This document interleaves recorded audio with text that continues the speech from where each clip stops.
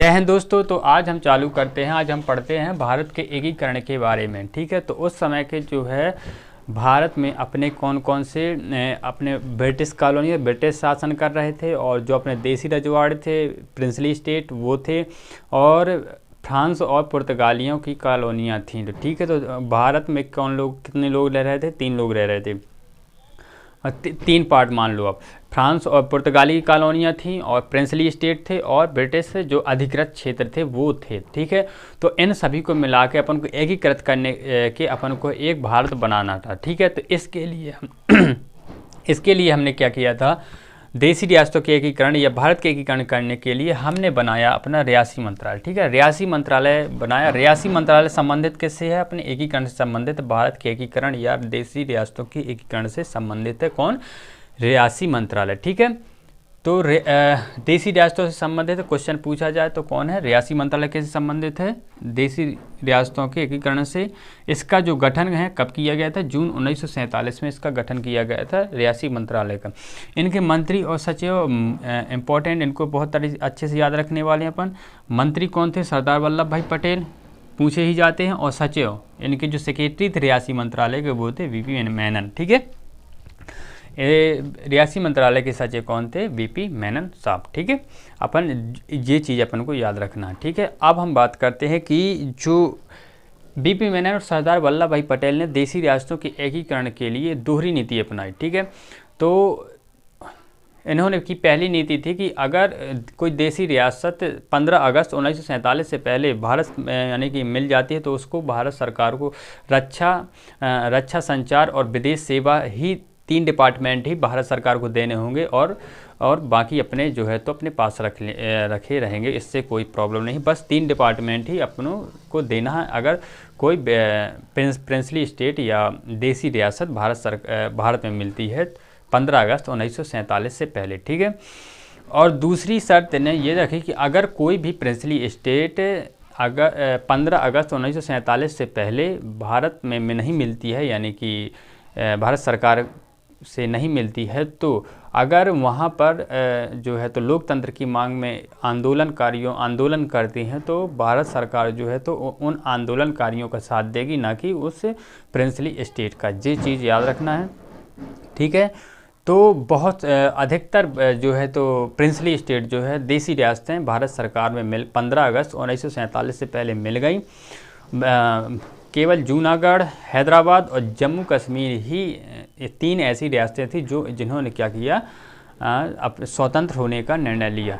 ठीक है, तो अब ही हम इनके बारे में विस्तार से पढ़ते हैं। जूनागढ़ रियासत और हैदराबाद रियासत और जम्मू कश्मीर जो अपनी जेके है, इसके बारे में अपन विस्तार से पढ़ते हैं। ठीक है, तो अब हम पढ़ते हैं जूनागढ़ रियासत। कौन? जूनागढ़ रियासत। ठीक है, तो जूनागढ़ रियासत के जो नवाब था वो था नवाब मोहम्मद महावत खान। ठीक है, जूनागढ़ रियासत का नवाब कौन था? नवाब मोहम्मद महावत खान। ठीक है, और यहाँ की जो मेजॉरिटी पॉपुलेशन थी, जो मेजॉरिटी में जनसंख्या थी, वो कौन थी? हिंदू थी। जूनागढ़ में मेजॉरिटी पॉपुलेशन किसकी थी? हिंदू की थी। और नवाब थे कौन? नवाब मोहम्मद महावत खान। ठीक है, और यहाँ के जो दीवान थे वो थे शहनवाज भुट्टो। ठीक है, अभी इतनी बात समझ में आई।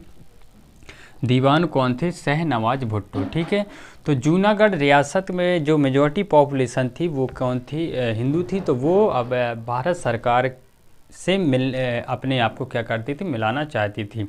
लेकिन जो जूनागढ़ रियासत का जो नवाब था, नवाब मोहम्मद महावत खान, ये क्या कह रहा था?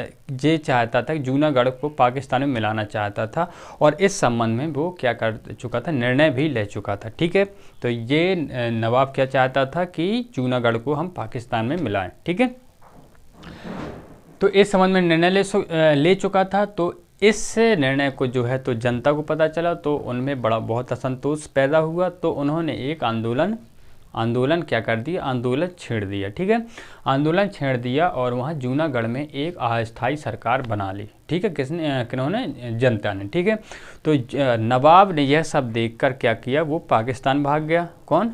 नवाब मोहम्मद महावत खान जी जो था, जैसे ही जूनागढ़ रियासत में अस्थायी सरकार बनी, ये पाकिस्तान भाग गया। ठीक है, तो वहाँ के जो दीवान थे शहनवाज भुट्टो, कहाँ के, जूनागढ़ रियासत के जो दीवान थे शहनवाज भुट्टो, इन्होंने भारत सरकार से निवेदन किया कि जूनागढ़ को भारत में मिला लिया जाए। ठीक है, तो उनके निवेदन को 8 नवंबर 1947 को क्या है भारत सरकार द्वारा स्वीकार कर लिया गया और भारत सरकार ने कहा कि हम यहाँ पर क्या है जनमत संग्रह कराएंगे। तो जूनागढ़ में जनमत संग्रह कब हुआ? 20 जनवरी 1948 को। ठीक है, 20 जनवरी 1948 को जूनागढ़ में क्या हुआ? जनमत संग्रह हुआ। और 8 नवंबर 1947 को क्या किया था? इन्होंने किया था शहनवाज भुट्टो के जो है तो स्वीकार किया था, मतलब आग्रह स्वीकार किया था कि जूनागढ़ को भारत सरकार में क्या किया जाए? विलय किया जाए। ठीक है, इतनी बात समझ में आ गई। हाँ, अब जनमत संग्रह में क्या हुआ? 99% वोट भारत के पक्ष में पड़े और केवल 1% वोट पाकिस्तान के पक्ष में पड़े। तो ये पूरा कार्यक्रम था, जो है तो ये पूरा सिस्टम था। तो 99% वोट पड़े भारत के पक्ष में, तो इस तरीके से क्या हुआ? जूनागढ़ भारत का अभिन्न अंग बन गया और जूनागढ़ जो है तो भारत के साथ मिल गया। इतनी बात समझ में आ गई ना? आ गई। हाँ, तो ये पूरा जूनागढ़ रियासत का क्या था? सिस्टम था। और आगे बढ़ते हैं अपन हैदराबाद रियासत में। अब पढ़ेंगे अपन क्या? हैदराबाद रियासत। अब हम बात करते हैं हैदराबाद देसी रियासत की। ठीक है, तो हैदराबाद देसी रियासत के जो निज़ाम थे वो कौन थे? मुस्लिम थे। उनका नाम था मीर उस्मान अली खान। ठीक है, हैदराबाद के निज़ाम कौन थे? मीर उस्मान अली खान। ठीक है, और हैदराबाद जो रियासत के जो एडवाइज़र थे, जो सलाहकार थे, किसके निज़ाम के सलाहकार कौन थे? कासिम रजवी। राइट, निज़ाम के सलाहकार कौन थे? कासिम रजवी। और यहाँ के पीएम थे लायक अली। ठीक है, निज़ाम थे मीर उस्मान अली खान, एडवाइज़र थे कासिम रजवी, पीएम थे लायक अली। ठीक है, मेजॉरिटी जो पॉपुलेशन थी वो कौन थी? हिंदू थी। मेजॉरिटी पॉपुलेशन हिंदू थी। तो ये तो ठीक है, इनको अपन थोड़ा सा याद रख लेंगे। ठीक है, और जो इम्पॉर्टेंट है तो ये है कि 12 जून 1947 को हैदराबाद ने क्या कही थी? स्वतंत्र रहने की घोषणा की थी। अपनी स्वतंत्र रहने की घोषणा की थी। कब? 12 जून 1947 को हैदराबाद ने कहा कि भाई हम आज से अपन क्या है, हम स्वतंत्र रहेंगे, ना भारत से के साथ मिलेंगे ना अपन पाकिस्तान के साथ मिलेंगे, अपन क्या करने वाले हैं? स्वतंत्र रहेंगे। कब? 12 जून 1947 से। ठीक है, तो फिर क्या हुआ? भारत सरकार और हैदराबाद के बीच यथास्थिति संधि हुई। कब? 26 नवंबर 1947 को। ठीक है, 26 नवंबर 1947 को यथास्थिति संधि किनके बीच हुई? भारत सरकार और हैदराबाद के बीच यथास्थिति की संधि हुई 1 साल के लिए। कितने साल के लिए? 1 साल के लिए हुई यथास्थिति की संधि 26 नवंबर 1947। इस संधि में कहा गया कि भाई यथास्थिति मतलब स्थिति बिगड़ने नहीं पाए। ठीक है, अपन को विकास करना है। किसके? यथास्थिति संधि के में क्या किया? भारत सरकार ने हैदराबाद से कहा कि आप जो प्रतिनिधि संस्थाओं का क्या करना? विकास करो। अकॉर्डिंग टू किसके? यथास्थिति संधि के अनुसार क्या बोला गया? प्रतिनिधि संस्थाओं का विकास करना था। ठीक है, यथास्थिति संधि के अनुसार। ठीक है, तो लेकिन क्या किया? निज़ाम ने इसको अनुसार बिल्कुल काम नहीं किया। किसके अनुसार?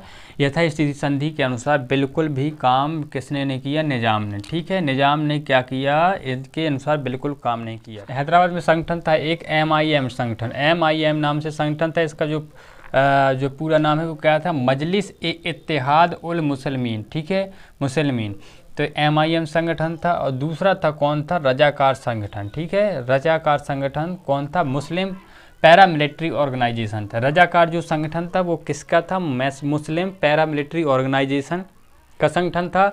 और MIM किसका संगठन था? मजलिस-ए-इत्तेहाद उल मुसलमीन। इसका जो पूरा नाम ये था। ठीक है, ये दोनों एक जो है तो संगठन थे, मुस्लिम संगठन थे। और जो मुस्लिम पैरामिलिट्री ऑर्गेनाइजेशन के अंतर्गत 5000 सोल्जर्स जो है तो काम करते थे। ठीक है, इतना समझ में आई? मुस्लिम पैरामिलिट्री ऑर्गेनाइजेशन के अंतर्गत 5000 सोल्जर्स जो है तो काम करते थे। ठीक है, और ये जो रजाकार संगठन था, रजाकार जो संगठन था ये किसके अंतर्गत काम करता था? निज़ाम और MIM के अंतर्गत काम करता था, ठीक है। निज़ाम और MIM के अंतर्गत रजाकार संगठन क्या करता था, काम करता था, मतलब 5000 सोल्जर इनके अंदर काम करते थे, ठीक है। तो इन्होंने क्या किया, निज़ाम हो गए, निज़ाम, MIM और रजाकार संगठन ने क्या किया, वहाँ की जो मेजॉरिटी पॉपुलेशन थी हिंदू, उनको क्या किया, दबाना चालू कर दिया, ठीक है। उनको क्या किया, दबाना चालू किया। तो ये सब क्या किया, भारत सरकार ने ऑब्जर्व किया। तो ये सब देखते हुए भारत सरकार ने क्या किया, 13 सितंबर 1948 को अपनी आर्मी को आदेश दे दिया कि हैदराबाद में एंटर करने के लिए, ठीक है। तो ये चीज़ डेट अपन को याद रखना था है कि हैदराबाद में इंडियन आर्मी कब प्रवेश हुई, 13 सितंबर 1948 को Indian army enter into Hyderabad. तो हैदराबाद में इंडियन आर्मी 13 सितंबर 1948 को क्या हुई, प्रवेश करी, ठीक है। तो उन्होंने इस इशू को, निज़ाम ने इस इशू को क्या किया, यूनाइटेड नेशन में उठाया। तो भारत सरकार ने सिर्फ इसको ऐसा कर दिया कि this is only police reaction, ठीक है, this is only police reaction. और इस हिसाब से 18 सितंबर 1948 को हैदराबाद ने क्या कर दिया, सरेंडर कर दिया। तो ये डेट अपन याद रखेंगे, 18 सितंबर 1948 को क्या हुआ, हैदराबाद में क्या कर दिया, हैदराबाद ने सरेंडर कर दिया। और ये क्या हुआ, भारत ने इसको अपने साथ में क्या कर लिया, मिला लिया, ठीक है। इसको क्या कर लिया, इसको मिला लिया, ठीक है। तो ये चीज़ है, ठीक है। तो ये डेट अपन को याद रखना है, 18 सितंबर 1948 को हैदराबाद जो है तो भारत में मिला, ठीक है। तो हैदराबाद जो देसी रियासत है, तो ये पूरा आज यहाँ पर ख़त्म हो गया। अब हमारी सिर्फ कौन सी बची है, जम्मू कश्मीर की देसी रियासत। जम्मू कश्मीर देसी रियासत अपन क्या करेंगे, अगली वीडियो में पढ़ेंगे, ठीक है। तो वीडियो अगर अच्छा लगा हो तो वीडियो को लाइक कर दिया करो यार, और दोस्तों के साथ इस वीडियो को शेयर करो। और वीडियो देखने के लिए बहुत बहुत धन्यवाद।